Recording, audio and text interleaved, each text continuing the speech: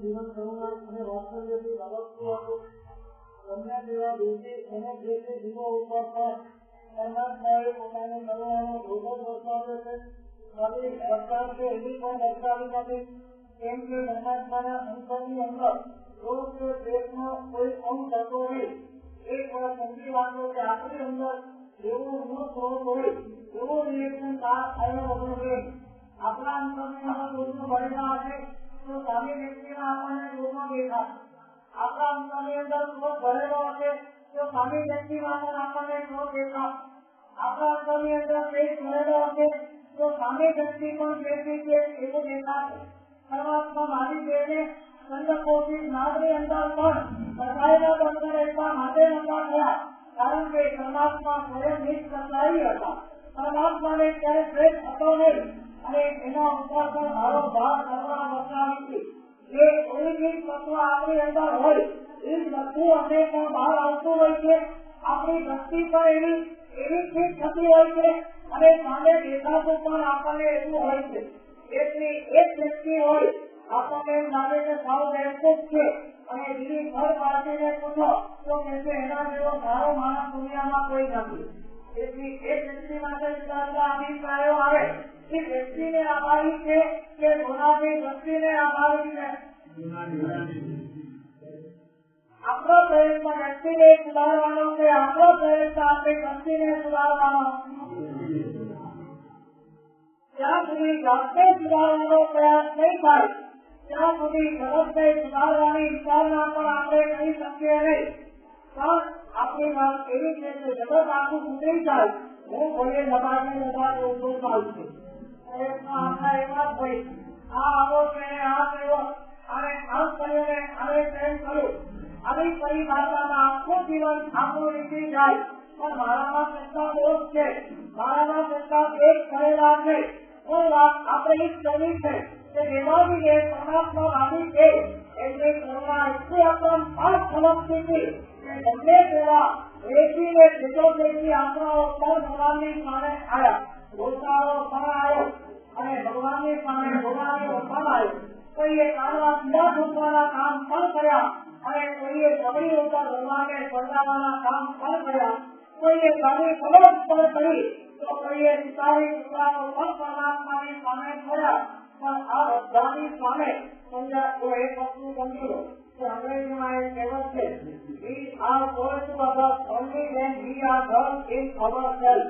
જ્યારે આપણે નબળા હોઈએ અને જ્યારે બધું કરીએ એ આપણી વાત જુદી છે અને જ્યારે આપણે સમાજ જોઈએ અને બધું કરીએ એ વાત જુદી છે. સમજ્યા?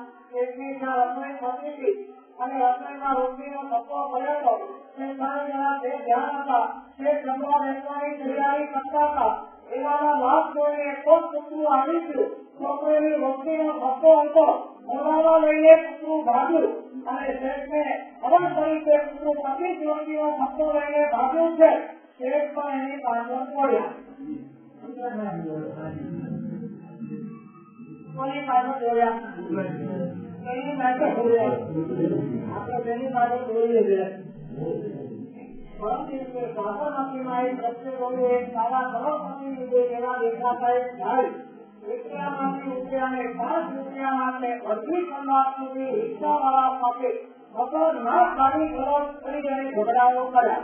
ત્યારે મને એમ થાય કે 5 રૂપિયા વધારે કિંમતી કે આપણી દેશી અને આપણા અભ્યાસમાં વધારે કિંમતી. જે ભાવો આપણને અનંત કાળે પણ ન મળે. એક વાત તમને કહી દઉં, સમજદારીનો જ્યાં અભાવ છે ત્યાં બદલેને પગલે સંબંધો અને સંકલનો થવાના અને સમજદારીની તાકાત છે કે આપણા સંબંધોને પણ સમાધિમાં પહોંચાડી દે. બદલે જોઈએ સમજદારી અને આ સમજદારી જેની આ સંકલનો તો બદલેને પગલે આવવાના જ છે. કેમ કે આપણા પુણ્ય ખાતર આપણા કર્મોનો ખતરનાક છે. સંપ્રેતો ના નિમિત્તો તો નબળે નબળે આપણને મળવાના.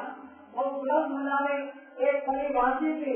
मेरे जीवन की कहानी को सीखते ही है। नाव है कागज की और नदी है आग की। कारण की नाव હોય અને નદી આગની હોય, કારણ નાવની આગળ શું થાય એમ આપણા પુણ્ય હોય, કર્મ ખતરનાક હોય, ભારે કર્મો હોય અને એ વખતે ઢગલે ને પગલે આપણા મને બહેલાવે, આપણા આપણા મને સંતોષ કરાવે એવા નિમિત્તો ન મળે તો એ વાસ્તવ્ય છે. પણ સાધના એનું નામ છે કે હવે આવા નિમિત્તોમાં પણ ભગવાને બતાવેલા પદાર્થોની સમજદારી આગળ કરી અને જે પોતાના આત્માને શાંત અને પ્રશાંત રાખી શકે. સંકલ્પોના નિમિત્તમાં ભંગત કરવો એટલે વ્યાજબી થવું. કોઈ આપણી સામે ધીમે જતા ગુજરાતી આવે એટલે આપણે સામે ગુસ્સો કરો એ વ્યાજબી. એને કરો તમે એને મારો ગુસ્સો કરો એટલે મેં બી ગુસ્સો કર્યો. તો આપણા રૂપિયા દબાવીને બેસી જાય એટલે આપણે કોઈના રૂપિયા દબાવવા આ વ્યાજબી પણ થયું. તો આપણા જનતા ઉઠાવી જાય એટલે આપણે કોઈના ઉઠાવી લેવાના કહું આ વ્યાજબી થયું એમ કહું છું. કૂતરા પાછળ પેટ બોલ્યા કે ચાલો મારી ઘરમાં વ્યક્તિનો ધક્કો લઈ ગયો. હવે કૂતરાની સ્પીડ વધારે કે જનની સ્પીડ વધારે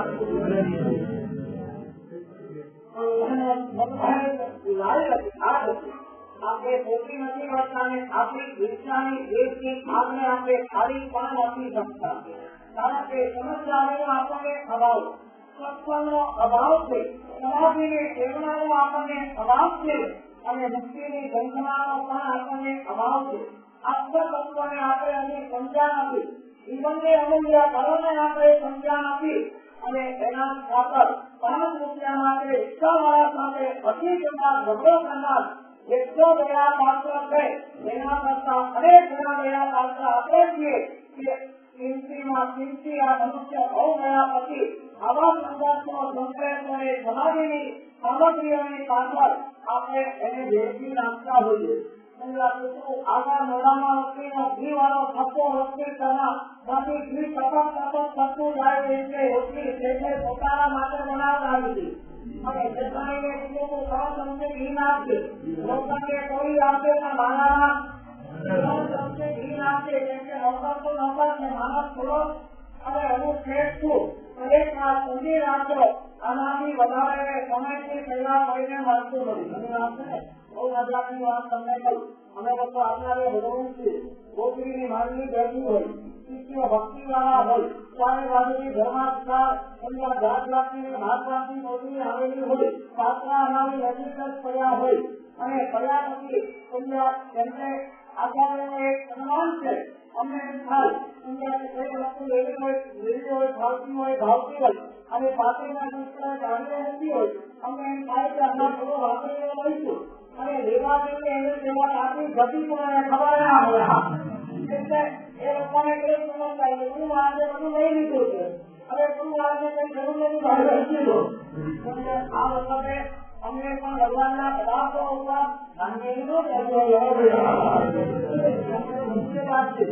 નસીબમાં ના હોય એને ખેતી ખેતીને માંગવાનો આપણે કોઈ અધિકાર નથી. સહજ જીવન જીવવું એના કઈ ભલા આવ્યું તો ઠીક છે, ભોગવી લઈએ અને નથી આવતું હાથમાંથી જાય છે તો જ્ઞાનથી આપણે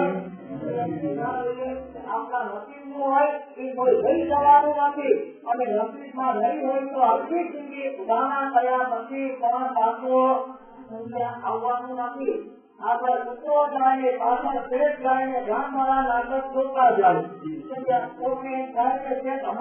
હમણાં રાત્રિથી કૂતરાને પકડશે કૂટી નાખશે તો કૂતરાની સ્પીડ વધારે છે.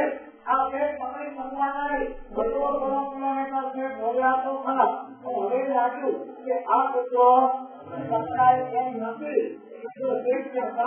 ઉભા રહી ગયા આ કૂતરા તું ઉભી લઈ ગયો, મારા ઘરેથી લઈ ગયો, ઘી વાળી લક્ષક લઈ ગયો, કઈ વાંધો એનો પૂછેથી ખાધે કૂતરાને પૂછેથી ખાધે. હવે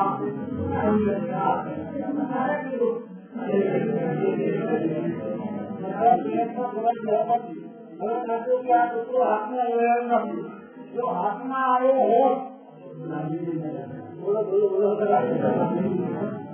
લાગણી દેખાતા ને કે કૂતરો ભાગમાં આવે એટલી વાત છે. આપણે આપણું બનેલો સુંદર કૂતરો કરે કે આ કૂતરો કઈ હાથમાં આવતો નથી અને પછી આપણે કહીએ કે કઈ વાંધો નહીં.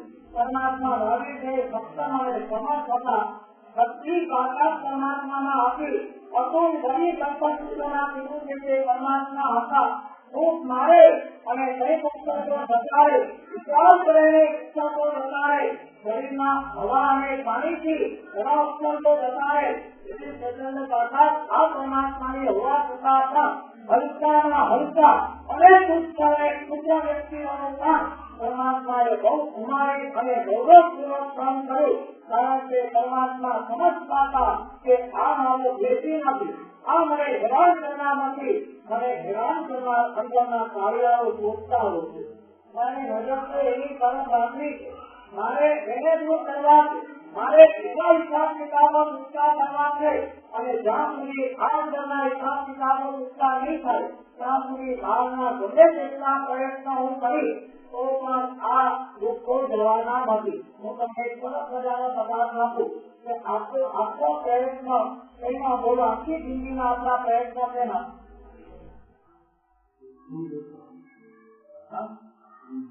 બહુ સારી વાત કરી. પૈસા પણ કોઈને દૂર કરવા માટે તેની માટે પૈસા હશે તો આપણે દુઃખી થઈ, પૈસા હશે તો દુઃખ આપણે દૂર થઈ શકશે. હવે વધારે આપણે ચિંતન કરીને આગળ વધીએ કે દુઃખ દૂર કરવું છે આપણે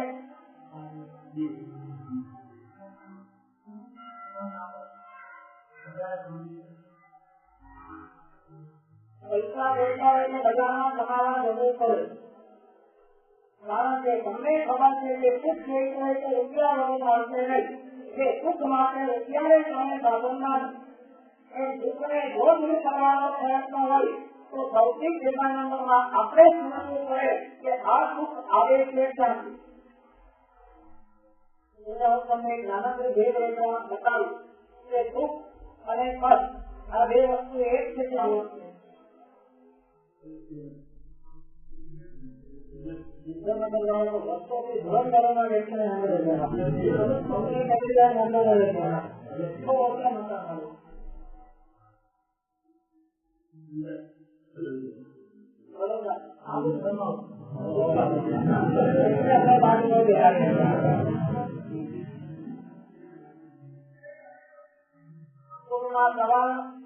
हमारे जवाब हमारे रखी हुए हैं.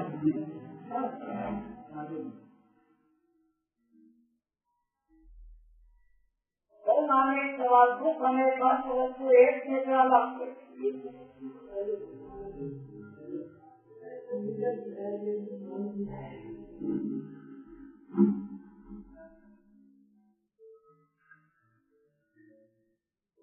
आवे तो कष्ट करे के कष्ट आवे तो दुख करे, कष्ट आवे तो दुख करे. आ त्रण सवाल पूछा नहीं.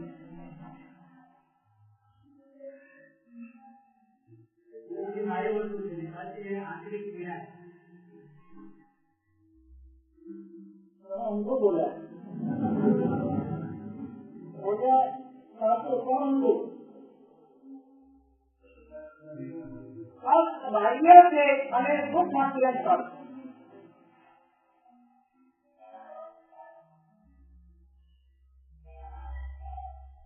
શરીરમાં કેન્સર થાય એને કષ્ટ કહેવાય કે દુઃખ કહેવાય?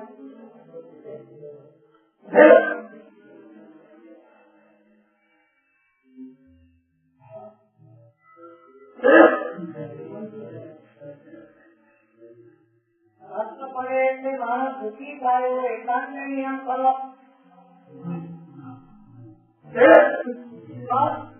અને દુઃખ આ બંનેના કારણ એક જ થવા.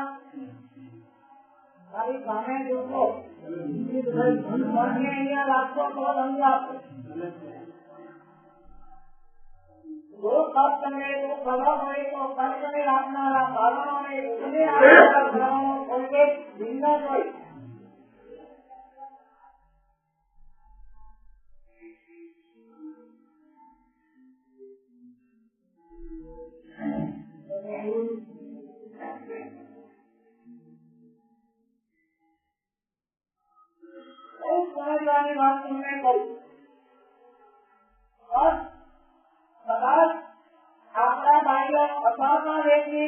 કોઈ આવી વસ્તુ હશે આજ સુધી હજારો લેક્ચરનો સાંભળ્યા હશે આપણે અને આપણે કન્ક્લુઝન ઉપર આવ્યા કે દુઃખ કર્મથી આવે બરાબર હું કહું છું આ વાત ખોટી કારણ કે તમારી વાત પણ સાચી છે આ ટેન્શન તકલીફ થાય સાચી એટલા માટે કહેવાય કેમ કે તમે દુઃખને પર તમે કષ્ટને દુઃખ બંનેને એક જ માની લીધા વાત સમજાય ને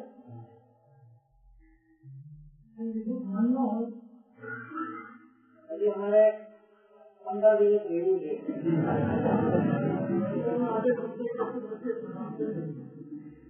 આમાં એવું છે ને કે મારી પાસે એકલા પાસે દુઃખ હોય તમારી પાસે ન હોય ને તો હું તમને કહી શકું કેટલા છે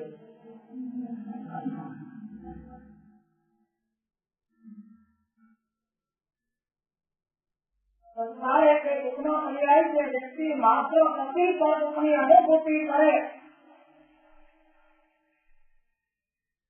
દાદાને પૂછવાનું ન હોય કે મીઠાનો આસ્વાદ કેવો છે જીવને પૂછવાનું ન હોય કે દુઃખ શું ચીજ છે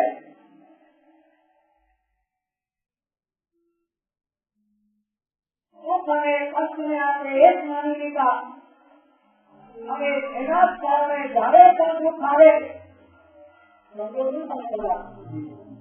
અને કષ્ટ જયારે એક માન્યા છે ત્યારે દુઃખ આવે છે ત્યારે આપણે માનીએ છીએ કે આ દુઃખ કર્મથી આવ્યું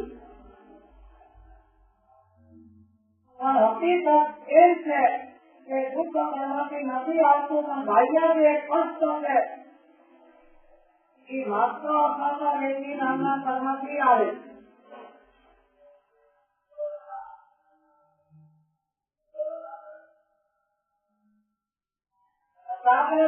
કર્મથી જે દુઃખ આવ્યું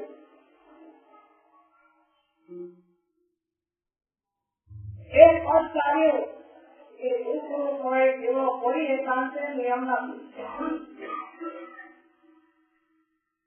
હવે બોલી આગળ વધીને બે રેખા તમને સ્પષ્ટ કહું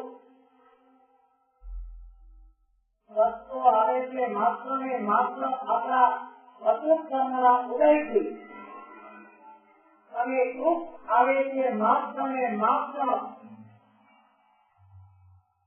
આપણી મૂર્છાઓથી આપણી અપેક્ષાઓથી આપણા દોષોથી આ ત્રણ કારણે દુઃખ આવે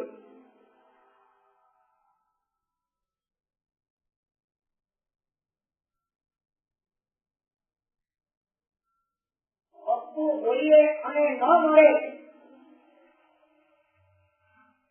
નથી મળતી ત્યારે કષ્ટરૂપ લાગે છે અંતરાય કરવાનો ઉદય સમજો વાત એકદમ નિર્વાચી વસ્તુ જોઈએ છે તે મળતી નથી આ કષ્ટ જે લાગે છે અંતરાય કરવાનો ઉદય અને એ નથી મળતી આપણે બે ભાષા થઈ જઈએ છીએ આકાશ પાતાળ એક કરીએ છીએ દુઃખી દુઃખી થઈ જઈએ છીએ એ આપણી અપેક્ષાના કારણે અમારે ત્યાં નોકરી આવ્યા અને ધંધાનું કામ જોઈતું એને ન મળે તો શું થાય એને દુઃખી થઈ ગયું કારણ કે અપેક્ષા વગર જોઈએ છે જે મળે જેટલું મળે એટલું મળે એટલું ચલાવવાનું દુઃખી સંકલ્પ